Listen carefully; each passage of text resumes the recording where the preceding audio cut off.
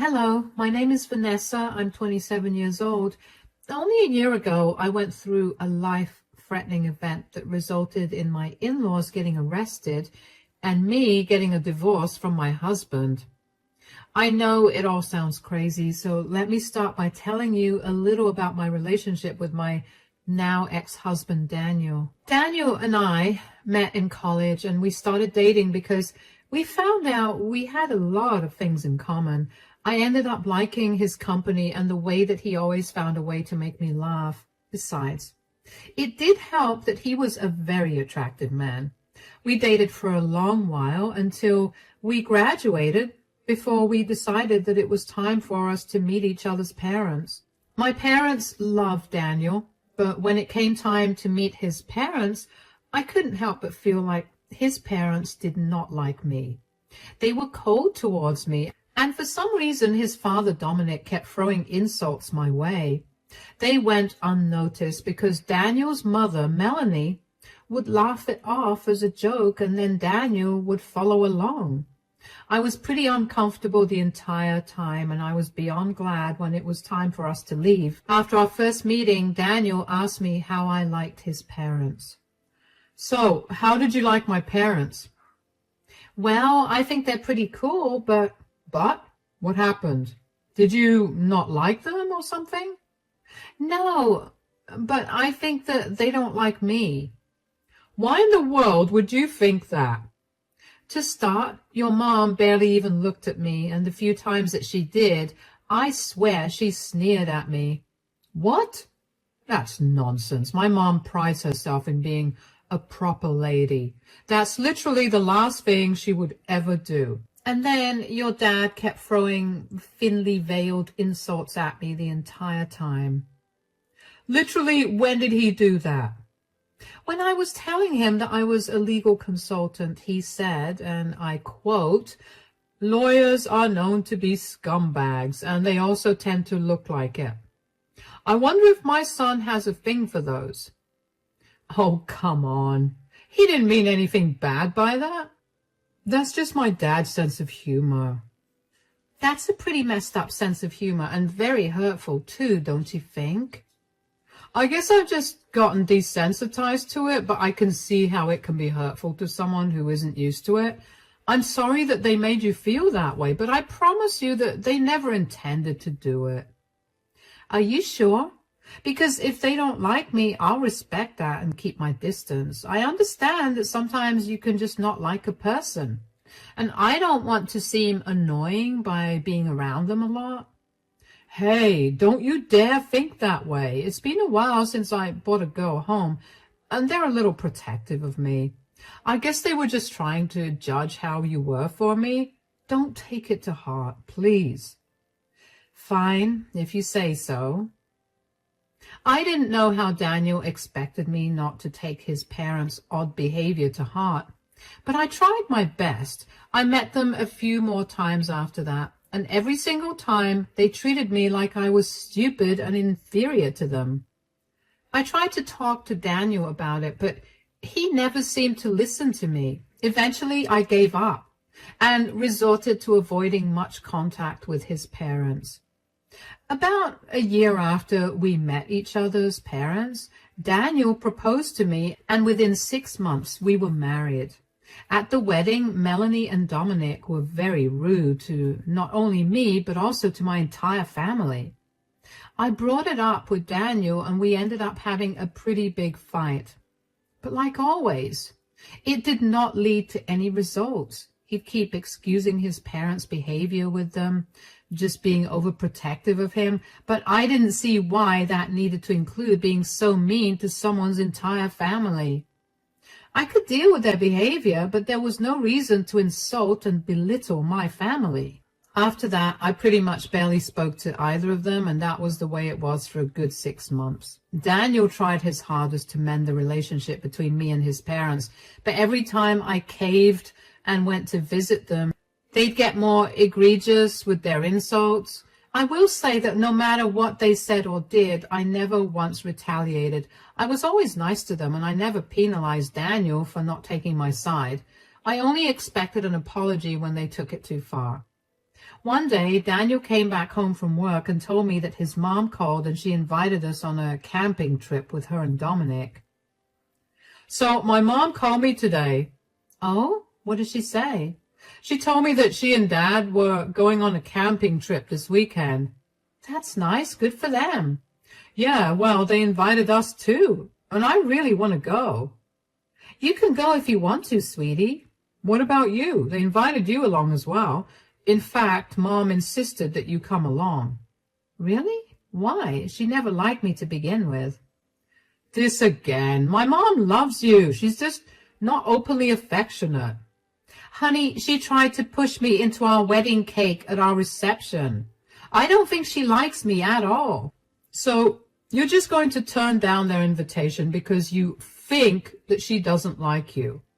I just don't see why I should be there. I mean, I'll only ruin the mood, considering how your parents and I don't really get along so well.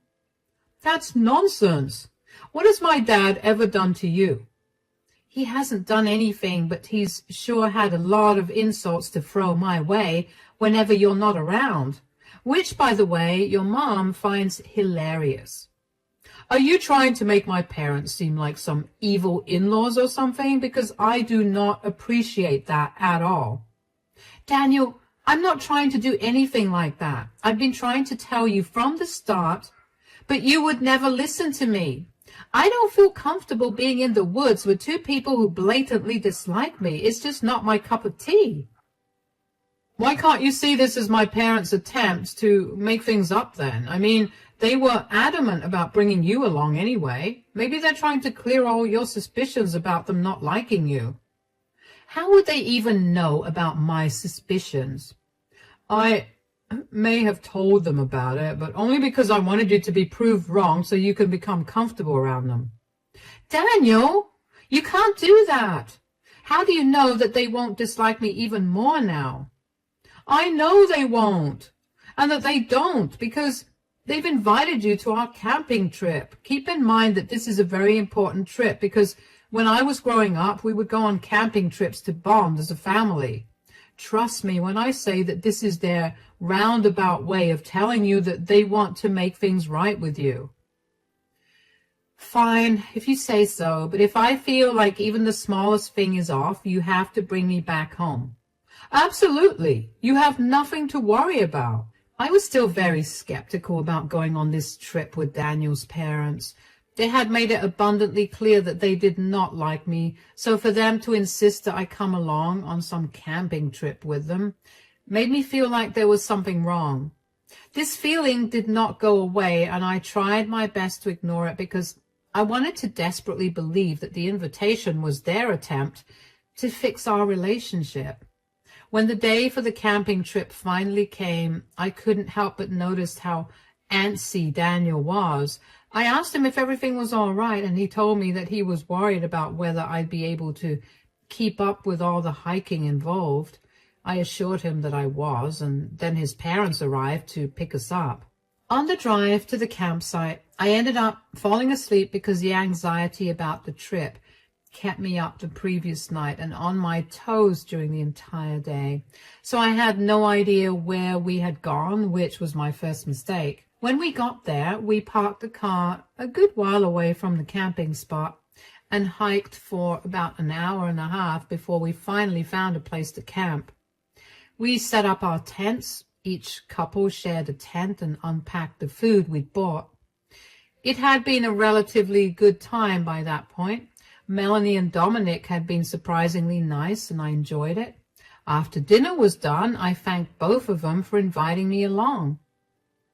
Thank you so much for inviting me along on this camping trip. Daniel told me about how important these camping trips are to you guys, and it makes me feel so nice that you invited me to join you. Of course, you're our daughter-in-law now. You're part of our family. And also, Daniel told us about how you'd been feeling around us. Oh, forget about it. That was just something I confided in him about because I was insecure and probably overthinking things. No, we can't just let it go. We did not mean to make you feel that way. And we're really sorry that we did. We weren't trying to make fun of you or be cold towards you. It's just that since Daniel was born, it had always been the three of us. He's our only son, and we tend to be very protective of him. One could even argue too protective of him. We didn't mean to hurt or upset you, and we're sorry that we did. I get that. I mean, I love Daniel with all my heart, and he's a wonderful man. I see why you guys care so much, and I can assure you that I too want only the best for him. Yeah, she makes me very happy, and there's nothing better that I could have asked for. I'm glad that's the case. As long as you keep him happy, I'm sure we'll never run into any problems together. Dominic, don't say it like that. It sounds like we're threatening her, and that's the opposite of what we want to achieve today. It's okay. I'm sure that Dominic was only trying to be funny. Sure. Anyways, where's the hot chocolate, Melanie? Oh, yes, it's in our tent. I'll pour us some cups and be right back. Hot chocolate? Oh, yeah, my mom makes a mean hot chocolate. I swear she must put some magic in it because no hot chocolate has ever tasted as good as hers. Well, then, I'm excited to try it. I was genuinely happy that night. I never expected my relationship with Melanie and Dominic to get any better. I was happy with things being the way they were, as long as Melanie and Dominic were a little more civil. But to hear them apologize and provide kind of reasonable reasons for their behavior made me feel like there was hope for my future with them. Just after Daniel told me how good Melanie's hot chocolate was, she came out of her tent and gave me a full cup of hot chocolate. I did notice that she was very particular about which cup was mine, but I didn't pay any attention to that because I was so happy about our previous conversation. For starters, her hot chocolate was very average. I didn't see why Daniel hyped it up so much, but I appreciated it out loud just to keep the good ambience going. I'm only saying this because I want to be a little petty, and it sets a good tone for what I'm going to tell you about what happened next. As I was reaching the end of the cup of hot chocolate, I began to feel very drowsy. I don't remember how or when I ended up in my sleeping bag, but I did. When I woke up the next day, I felt groggy and I had an almost head-splitting headache. My stomach was also feeling very weird, but I didn't have time to focus on that because I was suddenly very aware of how I was sleeping in a sleeping bag without a tent to cover me. In fact, Melanie and Dominic's tents were gone as well. Out of panic, I picked my phone up to call them, only to realize that I had no network. I felt panic rising in my chest. I couldn't believe that I had been abandoned. I tried calling out to them, and I hoped desperately that they were playing some sick joke. But after half an hour of calling out to them, I finally made peace with the fact that I was abandoned in the middle of nowhere with nothing on me. They had taken everything I had to. With nothing else to do, I decided to walk around to see if I could find my way out. I think I walked around for at least an hour before I was approached by a man. Hey there. Hey. I'm sorry, I'm not trying to be creepy, but I couldn't help but notice that you seem a little lost. Well, I have no idea where I am. Not that you could help me. Wait, can you? Yeah, of course, I'm the park ranger. See, here's my name tag. I'm Sean, by the way. My buddy and I were scouring the area because we thought we heard the rustling of leaves and such, and we figured that there was someone around here. You know, this is a prohibited zone, right? Oh my gosh, I'm so sorry. I had no idea. It's okay. You do look a little worse for wear. Why don't you follow me to the cabin and tell me how exactly you got lost? Sure. What do you want to know exactly? I came here camping. I went to sleep, and when I woke up, it was late in the afternoon, and I was lost. Did you come here to camp alone? No, I came here with my husband and his family, but they all left me behind, which is why I ended up wandering around so I could find some way to get back home. They just left you behind? Yeah, and the funniest part is that I was just beginning to think that his parents liked me. Turns out they didn't. That's rough. But how did you not hear them clear everything out? I mean, they couldn't have been very quiet. I know, right? That's what I was thinking too. I mean, I even slept in very late, and that never happens. I have a very strong built-in clock that never lets me sleep past 8 a.m. no matter when I go to sleep. Your body clock is amazing, but your not waking up is odd. Do you think there was any foul play at hand? You know what? Maybe there was. Why do you say that? Well, last night I had my mother-in-law's famous hot chocolate, which after I finished drinking, I began to feel really drowsy. At the time, I just thought that I was very tired from the hike, but now I don't think that was it. Okay, I'm sure there was some foul play here. Anyway, we're at the cabin. I'll call our main office to get you a ride there, and then we can figure out how to deal with your situation. Thank you so much for helping me. Of course, that's my job here. I was so grateful for Sean. I mean, if he hadn't found me, I don't know what would have become of me. I will admit that I was slightly terrified when he approached me. I mean, think of all the horror films you've watched. Nothing good has ever come out of a man approaching a lady in the woods. Not to mention, Sean wasn't wearing any uniform, so I was even more terrified. But one look at his badge and I felt better. It took us a while to get to the cabin. After we got to the cabin, Sean called for a vehicle to take me out of the dense wood. While we waited for the car to arrive, Sean asked me a few more questions about what had happened. I told him everything as I remembered it. Sean asked me if I wanted to get the police involved in what happened. He told me that he had a few friends at the police station in our district, and he could help me out if I wanted to. At first, I was tempted to tell him no out of pure alarm, but then, the more I thought about it, the more I realized that it would be best if I did at least get some revenge on Daniel, Melanie, and Dominic. I needed to find out if they drugged me and what they used to drug me. So I told Sean that I would be okay with getting the police involved, and he quickly made a few phone calls. Just as the car for me arrived, Sean told me that the cops would be waiting for me at the main office. I thanked him profusely for his help, and he smiled at me. When I got to the main office, at least 6 cops were waiting for me there. One of them rushed up to me and asked me if I'd be comfortable giving my blood to run some tests on it, and then going down to the police station. I consented to it and followed whatever they wanted me to do. Over the next few hours, I spent a lot of time detailing the events of the camping trip to the officers and then waiting for the blood test reports. As soon as I got some signal on my phone was flooded with messages about money being withdrawn from my account. Now, I didn't have anything on me, so I knew that either Melanie, Dominic, or Daniel was stealing from me. I immediately told the officers about this, and they looked into it. After a little digging, they figured that the withdrawal was made at the ATM near Melanie's place. By this point, I was practically shooting steam from my ears because of how angry I was. I couldn't believe the audacity of that family. I couldn't wait for them to be put in their places.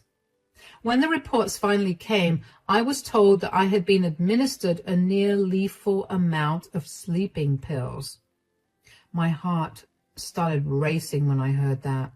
I couldn't believe that I was even alive, and that Melanie and Dominic would go so far as to show me how much they hated me. The officers told me that all 3 of them would be charged with drugging and robbery if I wanted to press charges, and you can bet that was what I wanted to do. The officers asked me if I would like to ride along with them, and of course I wanted to. I wanted to be there to see the shock on their faces when they saw how their actions caught up to them. After the officers got a warrant for the arrest of Melanie, Dominic, and Daniel, and a warrant to search their house, we were off. When we finally got there, I walked up to the door and knocked on it. Keep in mind, by this point, it's well past 9 p.m., and not once did I hear anything from the 3 of them.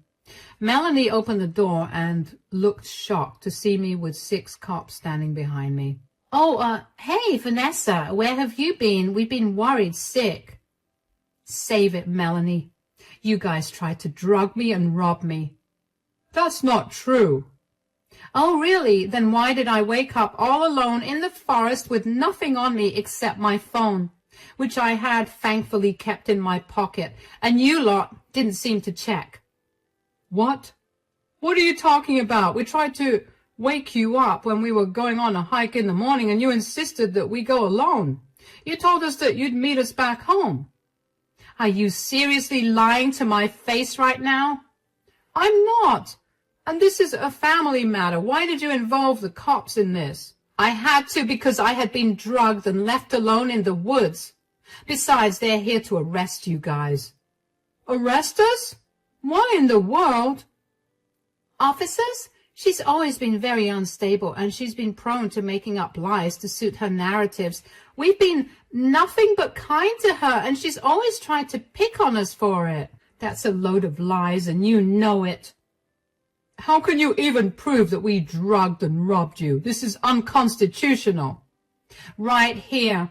I have my blood reports which show that I had a near lethal amount of sleeping pills in my system. You could have taken them yourself. How can you prove that we did it? Daniel knows that I don't have any sleeping pills because they mess me up badly, and I feel groggy and restless for the rest of the day. There has never been a time in our entire relationship where I've taken sleeping pills.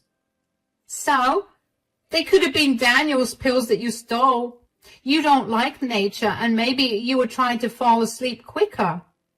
I know for a fact that Daniel didn't carry them because I packed our bags for the trip, and he had been home all day, so he could not have gone out and bought them either. So that just leaves you, Melanie, and you, Dominic. We did not do that. As for the robbery, once I managed to get the network on my phone, I got a ton of messages telling me that so-and-so amount of money has been debited from my account. A quick look at where this money had been withdrawn shows me the ATM just a block away from your house. That's circumstantial. You have no way to prove that we did any of that. You just hate us, and you want us to not be a part of Daniel's lives. Do I want that, or are you projecting onto me what you wanted to do with me? Anyway, everything I just said will be proven now. The police have a warrant to search the house and your car. Move aside and let them do their jobs. Dominic tried to protest but was quickly detained by an officer. A quick search of Melanie and Dominic's bedroom, and the cops found an almost empty bottle of sleeping pills and a receipt showing its purchase only the day before. I don't know about you, but that's pretty incriminating evidence. And aside from that, a huge wad of cash was found in Melanie's cupboard, the exact amount that got withdrawn from my account earlier that day. The three of them were quickly handcuffed and put into the squad car. Another small victory for me was that Melanie and Dominic's yelling drew the attention of a few of their neighbors, who all came outside and witnessed the three of them getting arrested and put into the police squad cars. I was glad that their good reputation around the neighborhood was going to go to the trash. Thankfully, all of my things were in their house, so I had my keys and wallet safely in my possession pretty quickly. One of the officers escorted me home after the three of them got arrested, and I thanked him a lot for everything he did. When I opened the door to my home, I finally felt all the emotions that I had held myself back from feeling. I pretty much broke down as all the stress and hurt crashed down on me. I couldn't think of a single thing I did to any of them for them to have treated me that way, especially Daniel. My answers did come to me, but only after months of courtroom visits for the trial of Melanie and Dominic. What about Daniel? Well, he turned on his parents and said that he was coerced into doing it. He said that he was only a witness to everything that happened and that he never did anything to aid his parents. There was no evidence to prove otherwise, so Daniel only got a few hours of community to complete. During this entire time, I filed for divorce from Daniel. Right after he got let go by the police, he decided that the first thing he needed to do was come visit me. I saw that he was standing at my door through the security camera and debated opening the door to him. I got too curious, so I ended up opening the door. Hi, Vanessa. What do you want? Look, I just wanted to apologize for everything that my parents did to you. I realize now that you were right about them not liking you. I should have listened to you, and I'm sorry that I didn't. Your apology means nothing to me right now, and don't act like you weren't a part of their entire scheme. I wasn't. They forced me to go along with them. How did they do that? Did they tie you up and take you hostage? Did they drug you too? Did they blackmail you? No, they just told me to follow along without asking any questions. Why did you think it would be a good idea to come here and apologize to me? You clearly didn't care about me. I was gone for almost an entire day, and not once did you try to find me. Just because I didn't try to find you doesn't mean I wasn't worried sick. Right, because being worried sick would have saved me if I had been harmed or hurt. Thank you, Daniel, for taking such good care of me. I know that I hurt you deeply and that I've definitely hurt our relationship, but if you could just give me a chance to prove... Chance? Ha! You're not getting any chances, Daniel. I want nothing to do with you. This is it. The end. You need to leave me alone and never interfere with my life again. But I didn't do anything. It was all my parents doing. Yeah, you didn't do anything, but that's exactly the problem, isn't it? You just stood by and watched as your parents almost killed me and robbed me. You're lucky that you got away without a punishment. You'll be served the divorce papers soon. Goodbye. I slammed the door in Daniel's face and couldn't help the large smile that bloomed across my face.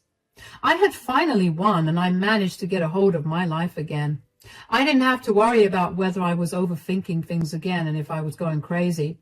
A few weeks after Daniel's hearing was done, Melanie and Dominic's hearings took place. They pleaded guilty to all their charges and were sentenced to 10 years in jail for it. They were also ordered to reimburse me for all the emotional damage that they had inflicted on me.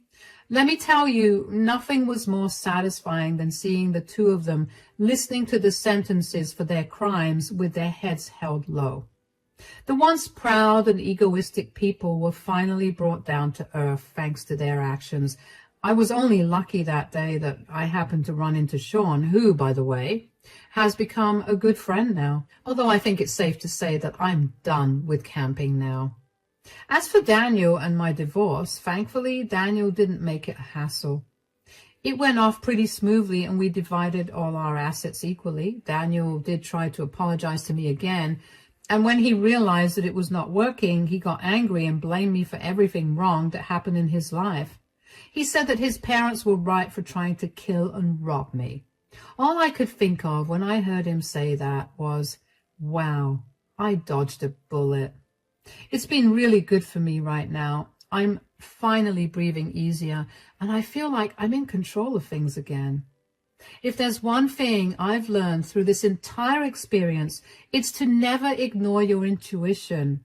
If I had just listened to it when I thought of how odd it was when Daniel's parents insisted I come camping with them, I would not have gone through something life-threatening. I'm lucky that things worked out well for me, though, and it could not have happened without the help of some very nice people that fate happened to put in my way.